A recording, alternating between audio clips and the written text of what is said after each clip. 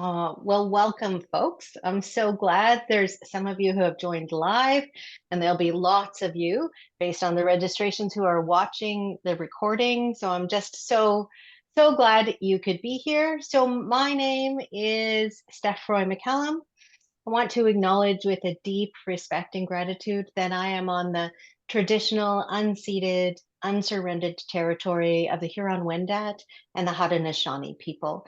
And that is in a place that settlers know as Wolf Island. So I'm between Ontario and northern New York State, in where the Lake Ontario and the St. Lawrence River meet on a little island, and you take a ferry from Kingston, Ontario to get to where I am. So I feel very grateful to be in this pretty special place. It's astonishing how loud the frog song is right now at this time of year.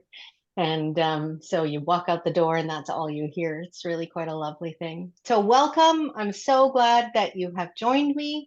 And if you're watching this recording, I'm also glad that you've made the commitment to take a few minutes out of your day or your life to just kind of sit and think about what can we do to transform conflict. So that's the topic of today's webinar. And this, if you've attended other webinars with me this year, our content is different. And I'm going to run this webinar again in June, and the content will again be different. So the focus is on 3 things you can do today. So really kind of simple, approachable, like how do we contribute to making change real? And I want to settle us in and start with a couple of questions. And if you're here live, you're welcome to unmute yourself or to put your answers into chat. And if you're listening on the recording, I want you to just pause and take a moment and think about your answers to these questions. Here's the first one.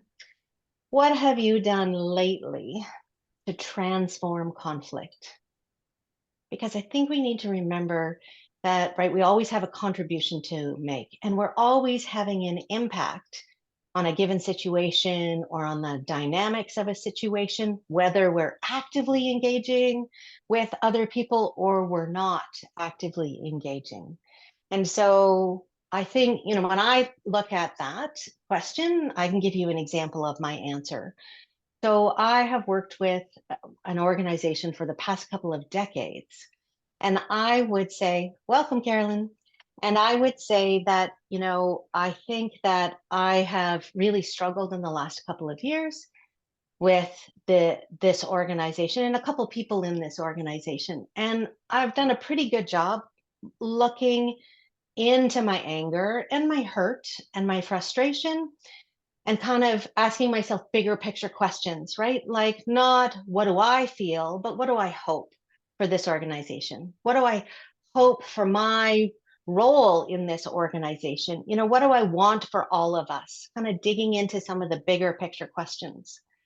And that has helped me feel open and expansive and potentially contribute to a way forward. So what's your answer to that question? What have you done lately to transform conflict?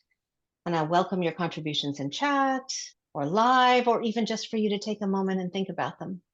Just pause and see if anyone wants to share.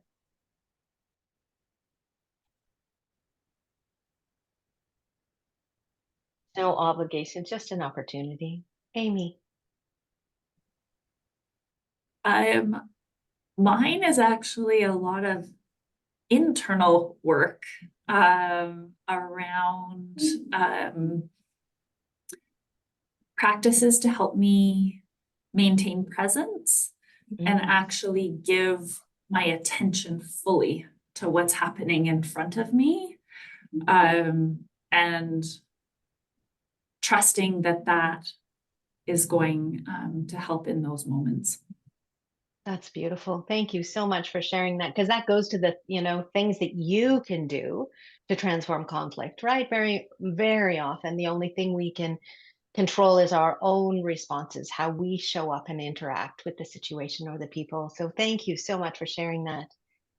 Yolanda, thank you very much for your comments in chat, and so nice to know that you're here. Help reframe complaints into future-oriented conflict to consider solving. Carolyn. But I'm sorry to have been a bit late. I had a call come out of nowhere. I'm so sorry about that. Yeah, one thing for me is just sort of sleeping on it, like just kind of having a moment recently this week where I thought I saw conflict, there was a lot going on, and I actually wrote the email out and then I just put it in my draft folder.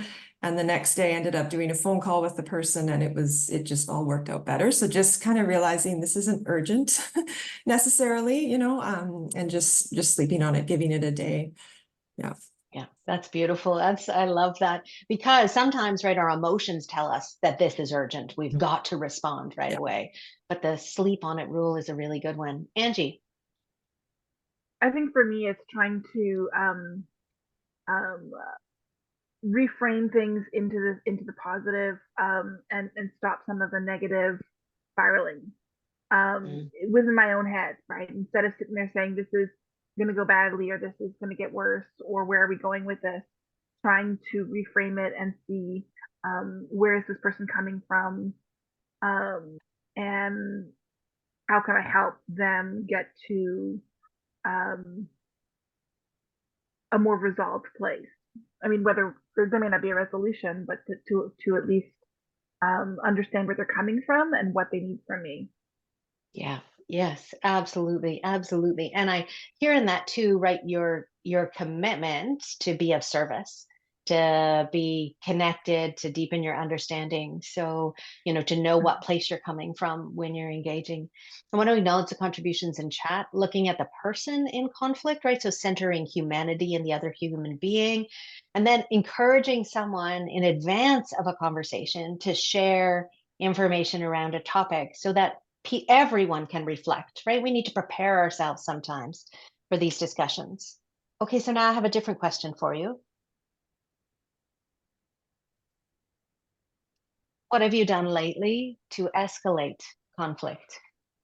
Because we're all human beings, and I think it doesn't matter how many skills or knowledge you've got, right? We all have our days where our best selves are less accessible, and where we're not as present, and we don't sleep on it, and we haven't thought about our commitment. And so, and then that example I just gave you about this organization, where I kind of asked myself, what do I hope for them, what I hope for myself in that organization. I will say I have talked to a couple of trusted confidants about my experience with the organization, which you would think would be a good thing. But what it has actually done is pick the scab for me. So every time I have a conversation with them, it picks the scab of hurt and resentment and anger and frustration, and I don't move on, right? Because it's not, okay, this is what I've experienced. Now, what do I want to do with it? It's a rehashing of this is what I've experienced. And I am really noticing how that's so not serving me, right? It's kind of dragging me back under, and it's not affecting any kind of change. So I see some comments in chat: react instead of taking a breath, being stubborn and digging in, gotten defensive, right? All those things can, like a pendulum, can increase the swing out the other side. And if you're listening to the video, I think it's so important that you be able to answer both questions, because the reality is that we are all these things and so much more, right? We're really good at some things on some days in some situations, and then we have challenges on other days as well. Putting too much focus on the task and the transaction. That's fantastic, Amy. In yesterday's webinar, we talked about transactional versus transformational conversations, and how the quality of those conversations can be significantly different. Yeah, absolutely.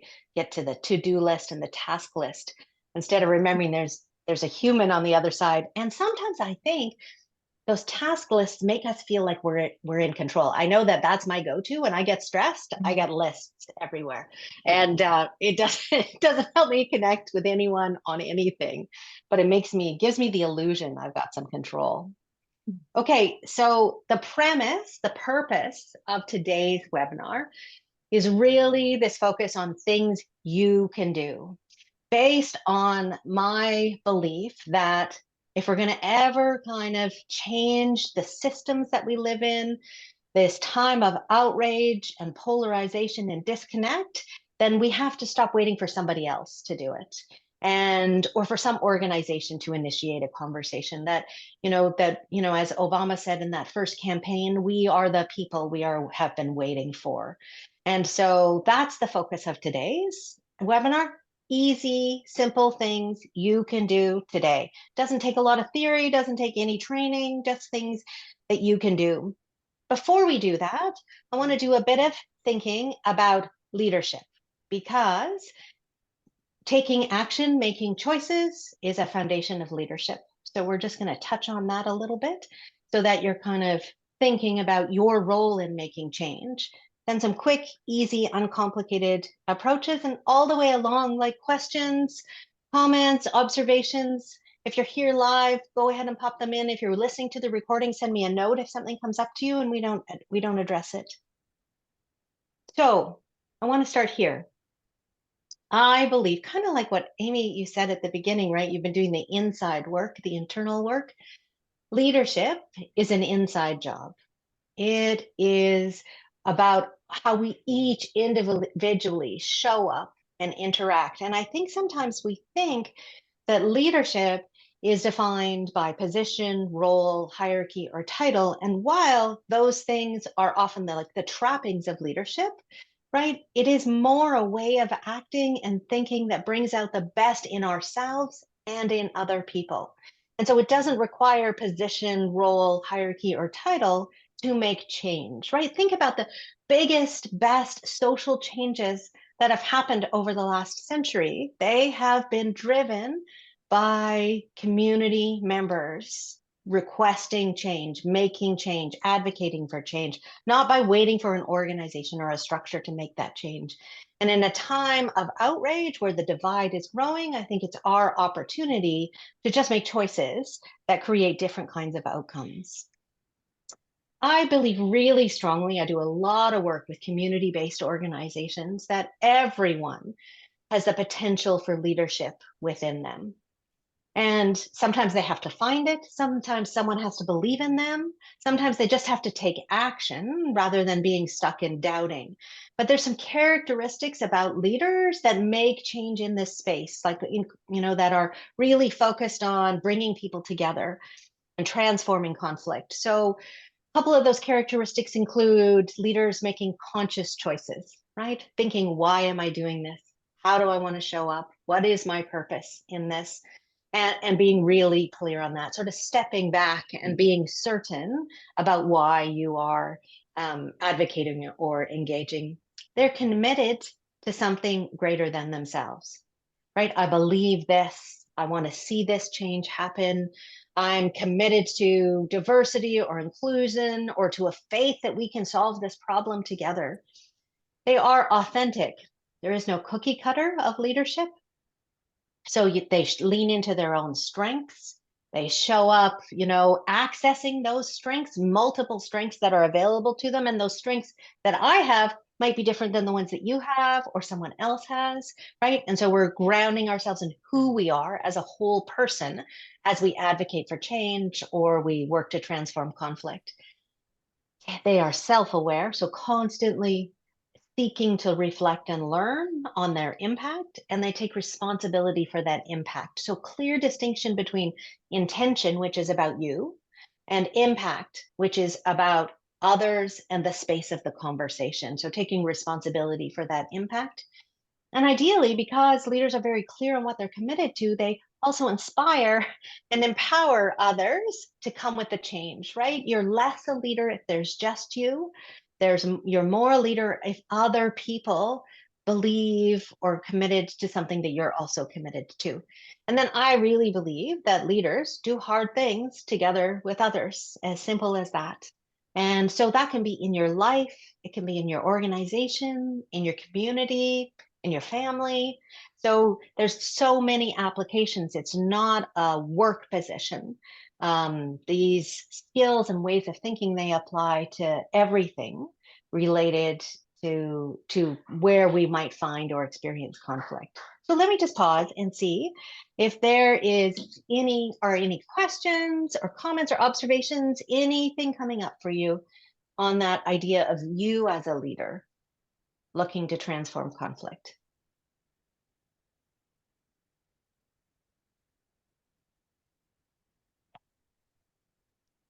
Yeah, Carolyn. I really like the note about authentic. I think that really resonates with me. You can just really tell. Well, I know for me, I just feel at my best when I feel I can be how I am, like, because it's just so awful to try to be something else. So, I mean, it's so intuitive when you see it on the slide, but it can really, yeah, it just really resonated with me. Yeah. Yeah. Yeah, thank you very much. Absolutely. And also, I think what happens is when we try to be somebody else, that it creates a barrier between us and other people. And that's what they pick up on, right? Like something feels a little off, and then they make up their own story about why it feels off, because they can't really see the real you. I'll go Jocelyn and then Angie.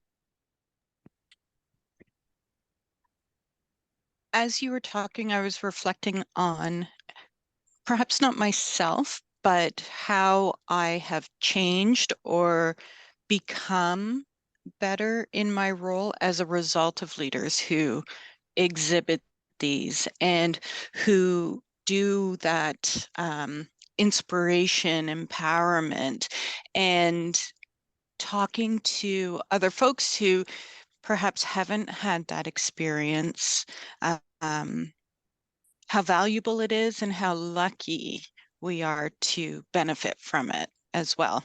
So. Yeah, thank you very much. Just that reflection, how someone else who is that kind of leader can bring out the best in you. Yeah, thank you. Angie. I was just going to comment on the fact that I love that we can do hard things together. And it's the idea of not necessarily being the person in charge of a project, but working together as a team to accomplish something, or working with partners or community members to accomplish something, and that you're really doing it. You're not doing it in isolation. If you walk off into the dark, no one's going to follow you necessarily. But if you do it as a team, then you can accomplish a lot more. Yeah, absolutely. And that's such an important distinction, I think, because our outcomes are about transforming conflict. So it really, the context of this work really is about us and other people. That saying we can do hard things is a thing very commonly said, very often said by a writer, Glennon Doyle. I don't know if you know her work. She wrote a book called Love Warrior. She and her partner, Abby Wambach, who was a U.S. team soccer player. Yeah, she wrote a book called Wolfpack, and there's some great lessons in both of those books. But they do say that over and over again. We can do hard things. I added the together because I think that's the context of leadership in this work, in this space of conflict. So I want to offer that I think when we're choosing to transform conflict, it's important to decide where are we putting our energy. And I used to call this the three boxes of life, but I think the three glasses of life are an easier metaphor to start to think about. When you're going to put your energy into transforming conflict, choose where you put it. So if we look at this first glass, there's a teeniest bit of water at the bottom of that glass. I like to think that those are things within your control. Then the middle glass, is about halfway full. Those are things you can influence.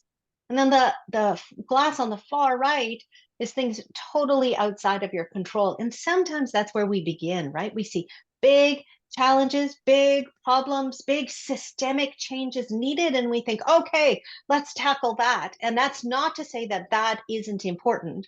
But if our focus is on three things you can do today, I want to encourage you to direct your energy into things within your control, in your sphere of, where that you immediately touch. So your life, your organization, the folks that you work with and engage with and have conversations with regularly, and things you can influence, which are like the ripples around that.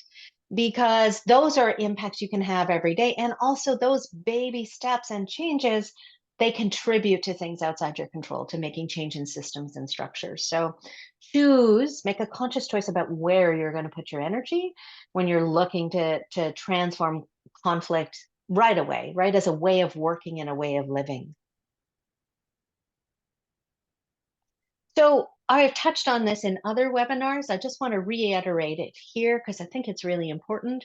We're going to focus on a couple competencies, but we define competency as skills, things that you do, knowledge, things that you know, and ways of being. And all three of those things go into the blender of a competency. It's not just the things you do or the things you know, it is also the ways in which you show up. And that's particularly relevant to our work in conflict. So in my book, this is in my book, I spent some time thinking about what are the competencies that help us transform conflict. And so on the left-hand side, we have doing competencies, right? Actions you can take, tasks you can initiate, things you can accomplish and point to. Facilitation skills, right? So our ability to ask good questions, bring people together. Can we design and implement methods or techniques, the gathering tools of a conversation? Can we assess or understand the conflict itself? Like why is it happening? What's contributing to it? What types and sources of conflict do we have? Can you communicate in ways that invite people to be for something, that invite them into the conversation? And can you break down complex information so people can deepen understanding of each other and of the topic of conversation? So these are things that you can do. But those things are far less effective unless we support them with things that are about being, the ways in which you show up, your attitude, your behavior, even your mindset.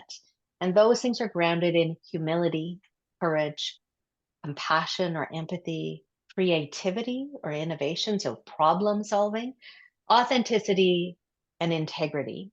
And so I just want you to take a moment and look at those two lists and ask yourself, what are your strengths so that you can lean into to transform conflict, right? What do you already have available to you?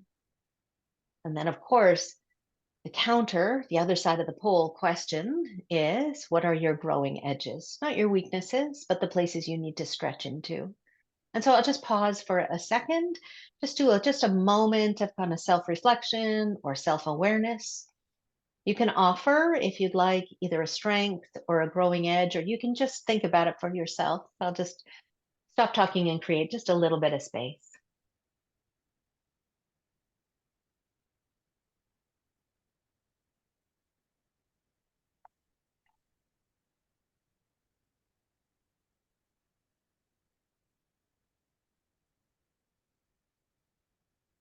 Thanks, Angie. What are your growing edges? It really pushes all my buttons when people talk about weaknesses, because I think the opposite of a strength is not actually a weakness. It's a thing you have yet to learn. You have yet to grow into. And I think that's a particular mindset we hold too. And of course, we want to hold that kind of expansive mindset when we're looking to work with conflict. Okay. I think if we're connecting this to leadership and to things we can do today to transform conflict, our self-reflection and our self-awareness about how we lead challenging conversations is crucial to how effective we are and how well we make change. So I just offer that as an important moment to take some self-reflection. Here's the 3 things you can do today that we're going to focus on. 3 things that contribute to transforming conflict. We're going to ask good questions, we're going to learn something new, and we're going to talk to a stranger. And we're going to cover 3 totally different things in this webinar again in June by the same title. So if you want to cover those, then register for that one as well. So let's start with ask good questions. So let me ask you this. What is the best question you've been asked?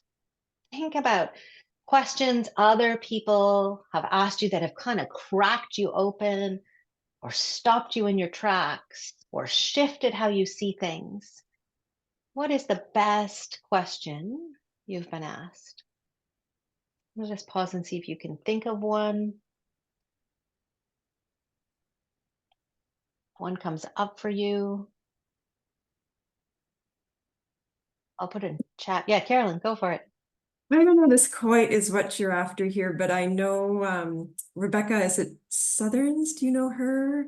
That facilitator Oh, yes. stuff? Yeah. I don't think I'm pronouncing her last name right, but she recommended to us that we ask people, what do you like to nerd out on? And I mean, I don't think it's quite what you're asking here, but it's a neat question because you get to talk about what you're passionate about. And I kind of got a huge kick out of that. It kind of let my guard down, and I gave something really obscure, but it was authentic, and people I think could see that I had just shared something kind of random, and they did the same thing. And it was just, yeah, it was just kind of, you're getting people's passions and their little what's most interesting about them, I guess. So, yeah. Yeah, absolutely. That's a fantastic question because it's a connection question, right? It allows people to be vulnerable in a non-threatening way. It allows them to show a little something of who they are beyond the agenda or the topic.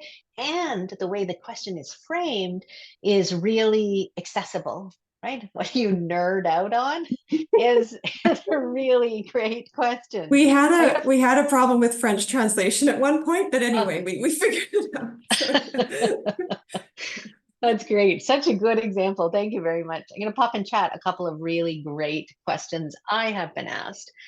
And they have, some of them have actually resulted in pretty major changes in my life. So, and it may have taken me a while to implement or action my answer to the question, but if I wasn't worried about others or afraid, what would my heart tell me to do in this situation? Like that just kind of strips it all away, right? Like the second guessing, or I should, or I'm expected to, or this is what I said I would do. It just kind of strips it away to wait, what is my answer at my core? Or questions, and especially in this work of transforming conflict, what keeps me whole? What do I want more of or less of in my life? Because, this work can take a toll psychologically. And so that's a question I regularly revisit. What do I want more of or less of? What keeps me whole? And am I doing those things that keep me whole so that I can be of service in this work? So questions, they are astonishing things. They can change our lives. They can open us up, or they can shut us down too, right? I'm sure you've been asked questions that are closed or feel like an attack or an accusation with a question mark on the end, right? That result in you feeling like you have to defend yourself or rationalize the situation. But questions, when we use them at their best, they can shift our focus.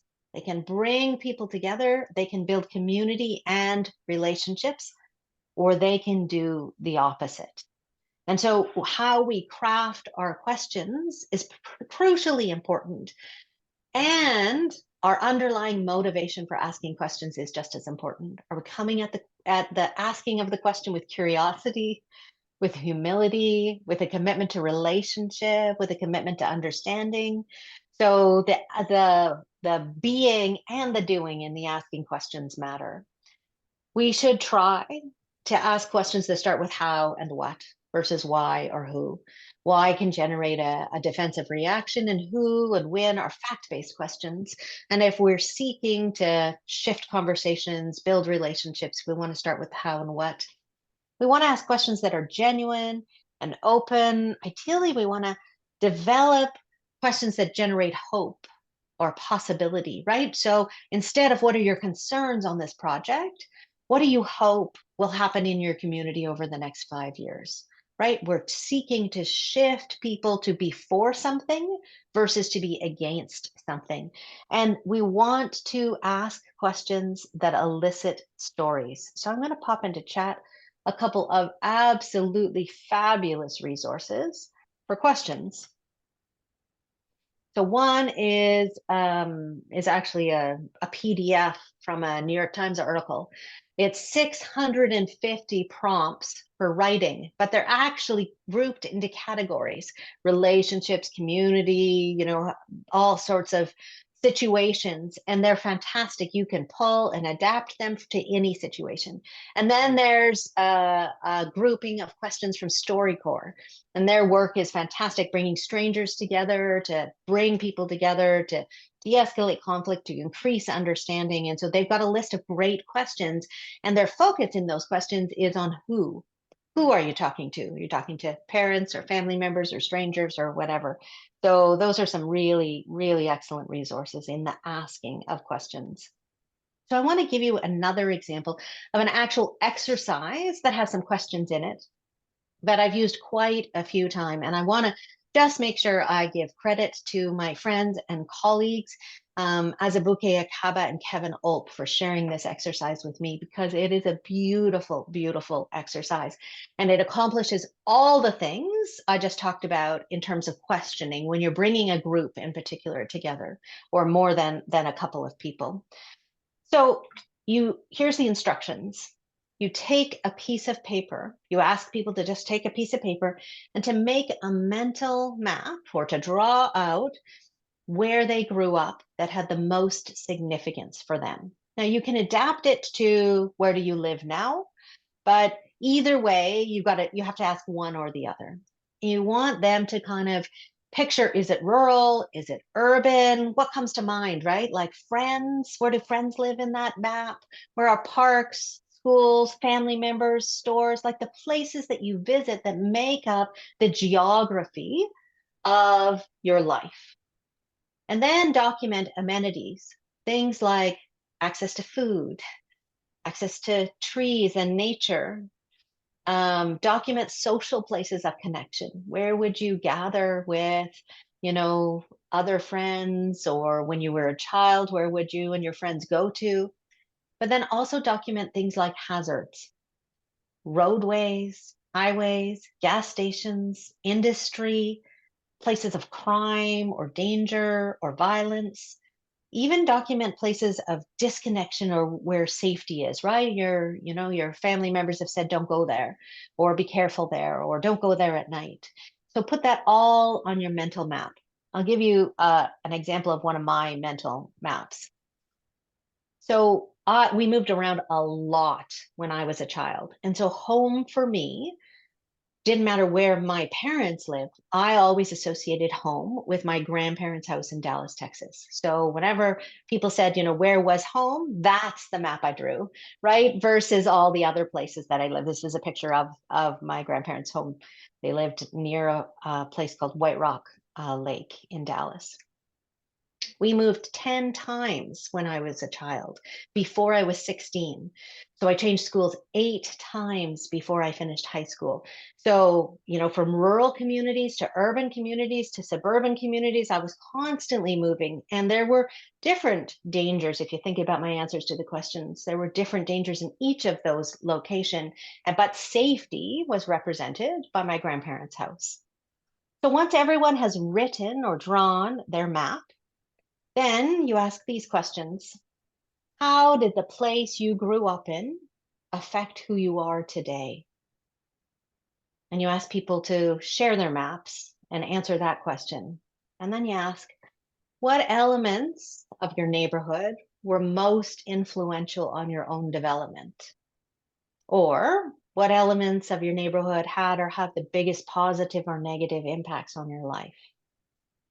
And then, how supportive of you, like your well-being, your health, your safety, your success, were the places you grew up in? It is astonishing to me what happens in the conversations with just those 3 questions. Draw a map of where you came from, and then share it with each other. People tell deep, deep stories. You get lived experience that is so incredibly diverse. You find commonalities, you find differences, you deepen understanding. And in particular, if you're talking about a challenging or an emotional issue, all of a sudden you have this baseline now of seeing the humanity in each other that you didn't have otherwise. So let me just stop and see if anyone has an example of an exercise or questions that they've asked, or comments on that one.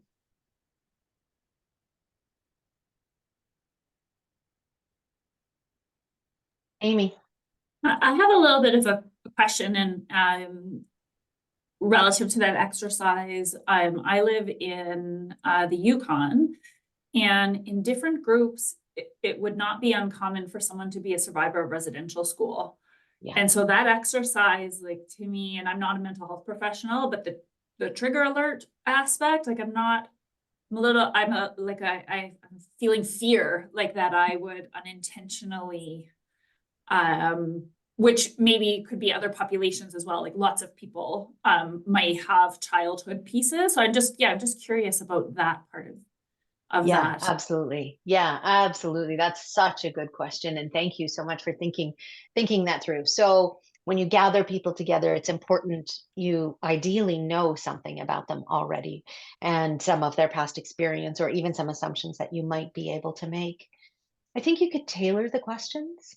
You could ask about something in your past that had, a place in your past that had meaning for you, that connected you to who you are, that filled you up. You could ask about a relationship that did the same. And just to being able to implement trauma informed conversations, to be careful with your questions like that. Absolutely. Yeah. Thank you. It's a really good And I point. guess as you're speaking to, like I'm always trying to pose things as invitations. Yes. Like nobody has to participate in any piece. There's always like, we're inviting, like, so I'm just as you were talking, I was like, oh yeah, really for me not to forget that piece would be helpful too. Yeah. Yes. Yes. Absolutely. Yeah. Absolutely. No obligation, just an opportunity if you want to share. Yes. Absolutely. Thank you. That's really, really good questions. Anybody else?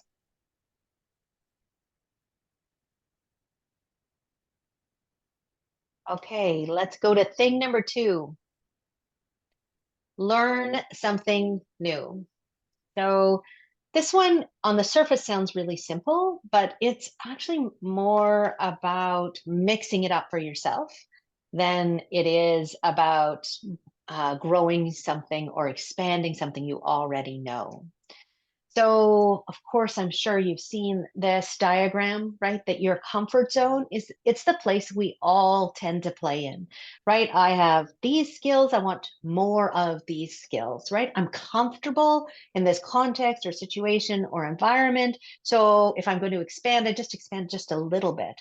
But actually, the place where you change the makeup of your brain and the place where you see the world differently is not in your comfort zone. It's far, far outside of your comfort zone.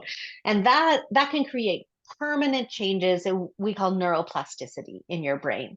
So neuroplasticity, the actual changes in the neural pathways in your brain, right? So that your brain can keep growing. We used to think that, our brain is kind of done cooking by the time we're 25.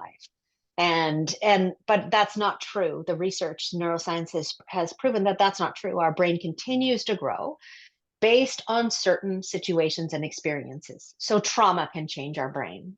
Absolutely. Stress can as well, can change some pretty significant neural pathways, but so can social interaction and meditation and emotion and learning and paying attention and the food we eat and exercising and new experiences. All those things can change and grow our brain, right? Both in positive and in negative ways. And there's bright sides and dark sides to neural plasticity. That's what it's called when your brain changes, right? If you engage in activities that are new and different and you learn something and you experience something, right, it makes you more resilient. It enables you to recover from physical health challenges, but also emotional ones as well. You can learn new ways of responding to conflict when you expose yourself to totally new situations or you learn new things. And of course, you can support yourself to deal with mental health challenges like depression, addiction, other learning challenges as well, neurodiverse makeup of your brain. Now, the downside is that your brain is always learning. So your brain could also learn that you're really uncomfortable outside your comfort zone and could try and pull you back from that because that doesn't feel safe and it feels uncertain. And so, you could create a neural pathway that says, I can't do this. And therefore the learning stops and stops expanding.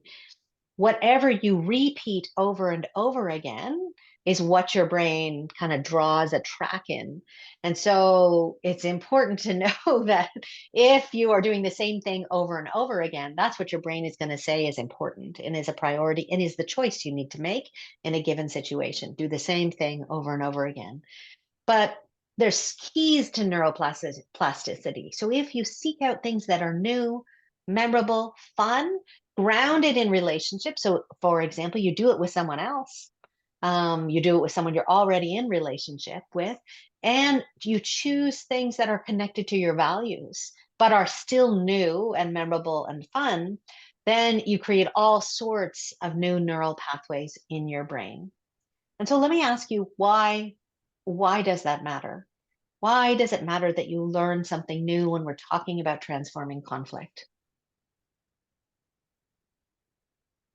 See if you have an answer or a thought on that. Jocelyn.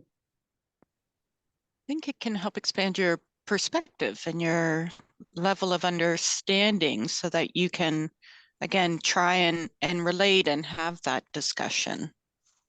Yeah, absolutely. It expands your range, right? It increases your capacity to see the world and act in the world in different ways. I'll give you a tangible example. So I'm a facilitator. I work in conflict. I'll come to you 1 second, Yolanda. I have lots and lots of skills and knowledge and experience in that space. But a couple of years ago, I got a coaching certification in neuroscience.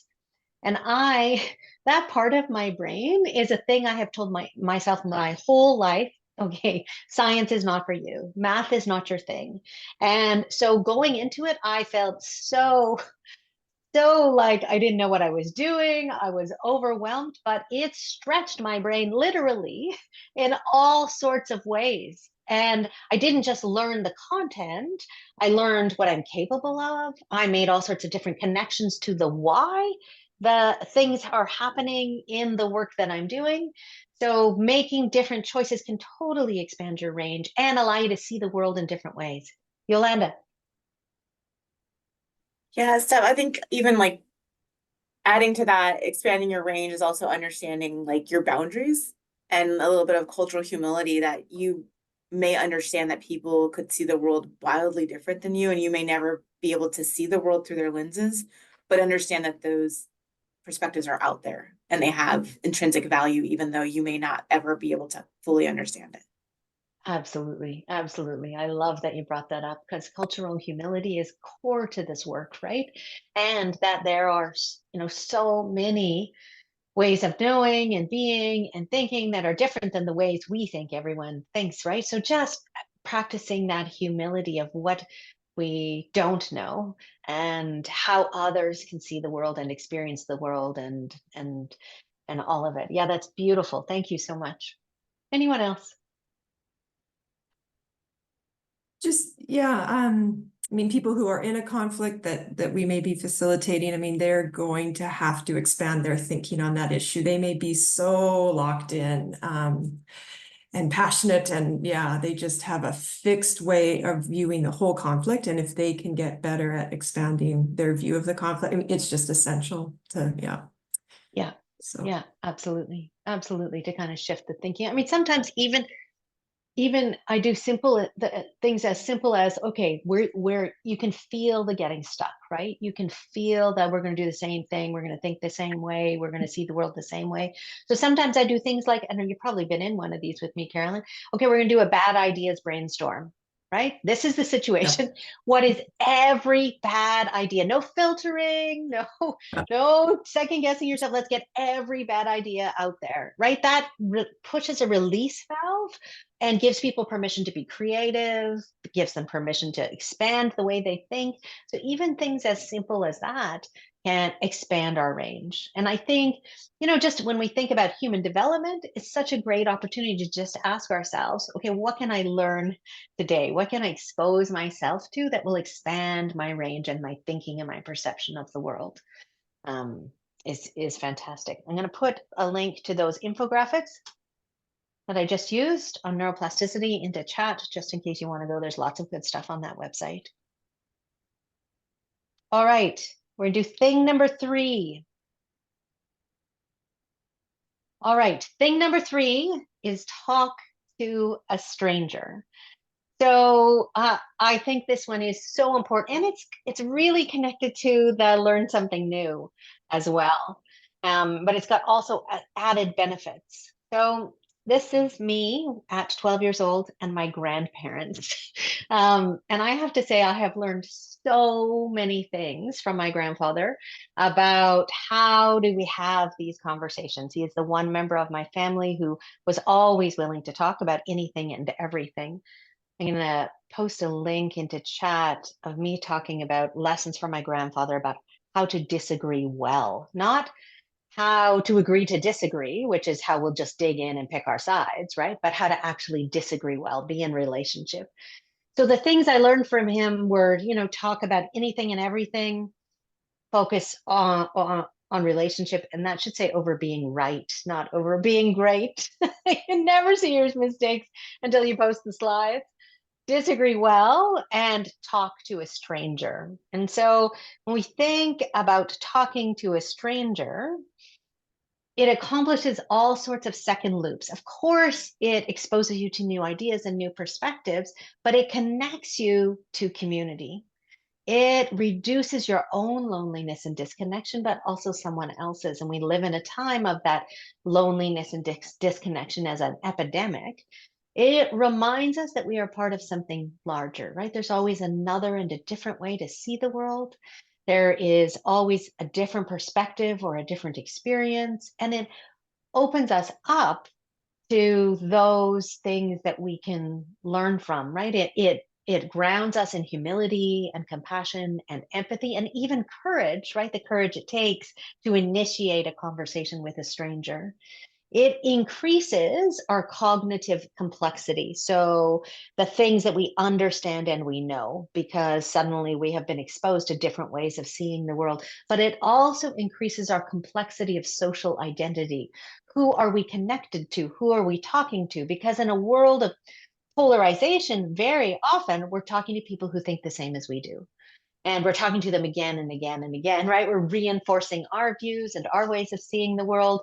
When we talk to people who see the world differently, then we increase our own social identity, our understanding of who we are in relation to other people.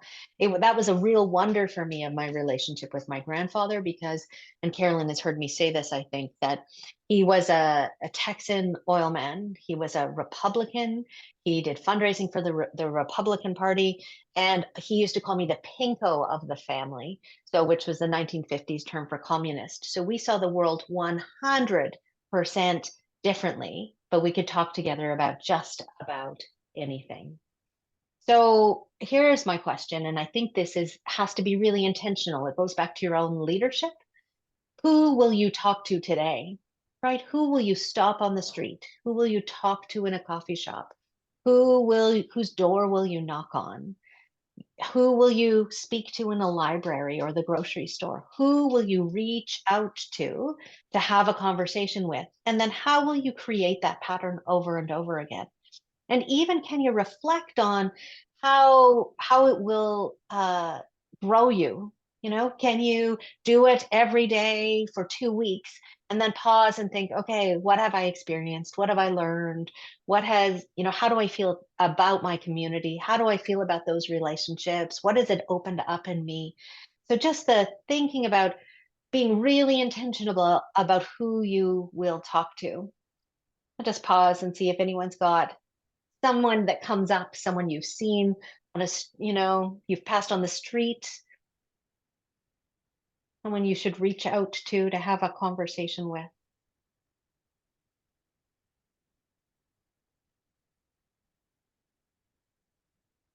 I think I'd offer a challenge that Yolanda, go for it. Yeah, Steph. So the organization I'm working on is growing rapidly, and we have new people coming in almost every week, and we have these emails go out that announce new people. And so I've tried to at least reach out to some of them and just set up a quick 15-20 minute time to get to know folks. And I'm learning a year later that that's really impactful for people. And I wish more people were doing it in the office, and that's not happening. So it's something that I've been trying to do more of. Yeah, that's beautiful. That's fantastic. And it creates that connection, right? And probably settles people in to a new organization. And I get to learn their power skills, right? So I have a little bit of, ooh, how am I going to work with them in the future? And that's been really great for me. Yeah. Yeah, that's beautiful. Thank you, Yolanda. I'm going to go Jocelyn, Angie, and Blaze. Jocelyn. I think as an introvert, and I'm going to apologize, first of all, for my video. It's not going to work today. So I apologize for that. But as an introvert, this is an incredibly difficult ask. And sometimes when I have my work hat on, it's much easier, but outside of work, I find that hard. But one of my colleagues is exceptional at it. And I find that it's really interesting to be with them when they're able to just so comfortably initiate conversations with anyone and anybody. And yeah, I enjoy that aspect and watching it and figuring out how I can learn and take pieces from it. Thank you for sharing that, Jocelyn. As a fellow introvert, I'm with you on the courage it takes to do that. And maybe there's lessons you can learn from that colleague of yours, right? What's one thing they've done that you could implement and try out, right? Outside your comfort zone. So, Angie. I have started sharing things on LinkedIn, especially when we've had recent hiring opportunities.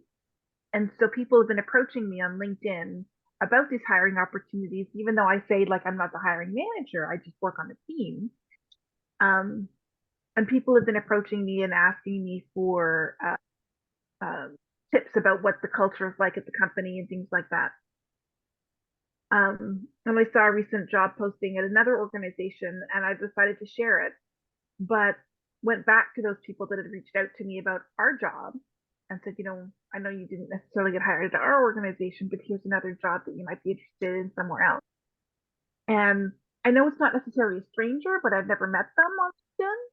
So, but it was an opportunity to sort of continue that conversation to say, how is it going with the job? Right? If there's anything else I can do, let me know. And I think that's how you build relationships with people in some of these contexts, is through those shared interests and opportunities to engage like that. Yeah, absolutely. Absolutely right. I referenced, we build community, but it's not just geographic community we build, right? It's those connections and those networks between people. That's a great example. Thank you, Angie. Blaze. Hi, everyone. Similar to Jocelyn's point about being an introvert, I feel very introverted as well in like my own personal life. But for whatever reason, when I'm in a place like in community or at work, that completely changes. And so I don't understand why that happens, and I feel very comfortable. And so that's interesting to me. And then in terms of, places where I interact perhaps with strangers is I work at a city hall, and in the forecourt, the outdoor forecourt, there's always folks who come and spend time in that space for very different reasons. And I think some perhaps, like just from going off of what we're talking about today, can be a little maybe afraid as to what, like if we did interact with folks who may appear to be upset or angry or, in that space. But I like to challenge myself to ask people kind of, how their day is going out in that forecourt. And I think it's important because it really changes their experience within that space, which can mean a lot of different things to a lot of people in terms of negative experiences or, views in government and those types of things. And so if I can be, a little part that provides a little bit of a different experience for someone, I really enjoy that. But then what I would say also is that I am almost always surprised as to what the feedback I get after that is. And so one time we were going around and handing out hot chocolate in the forecourt and in different areas of the community. And folks who, were living in encampment areas, or folks who were experiencing challenges in community visibly, were like the first ones to come up and share their story, or offer to help, like come along the neighborhood or the forecourt and distribute to other folks. And so I think there's a lot that we learn in the ways that we talk to strangers and invite that level of connection. So thank you. Yeah, thank you so much for sharing that. I mean, what I hear in that, right, is that we are hardwired for connection and belonging, and we have that deep yearning. And in a time of disconnection and loneliness, right, your act of reaching out or just creating space for someone to tell their story creates that being seen, just that moment of, I see you, I'm here, just let me stand beside you or with you for a moment. That's really beautiful. That's wonderful. Thank you so much, folks. It's just a real pleasure. I'm doing these things to kind of offer a contribution to the practice, but I'm also doing it for myself because I yearn for community as well, and to be in these conversations and to carve out an hour. If you've done work with me, you know this. You've heard me say this countless times. Brave, honest conversations are how we solve the problems in our lives, our organizations, and our communities. And that's because the conversation is the conduit to connection, trust, understanding, and relationship. And when we use the conversation as a way forward to build those things, we can solve any problem. When those things are not present, we can solve just about no problems at all. And so I offer these webinars as just a way to, I don't know, maybe learn from others, to be in community, to satisfy my own yearning for connection in this space with other people doing really, really good work. If you want to keep talking, you are welcome to go to my website and see the training that I have offered for public. Anyone can take, as well as I do a lot of in-house capacity building focused on bravely leading challenging conversations. And then, of course, you can read my book if you haven't read it yet, although I know many of you already have. So thank you so much for being here, for being together, for carving out an hour of your time. For those of you who couldn't make it in person, for listening to the recording. I'm really grateful for the conversation, and I'm happy to stay if anyone has questions, comments, observations, anything that comes up. Thanks for the comment, Jennifer.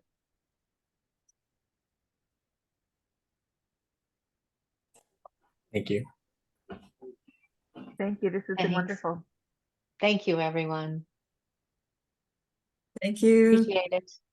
Take care. Take care. Thank Nice to see you.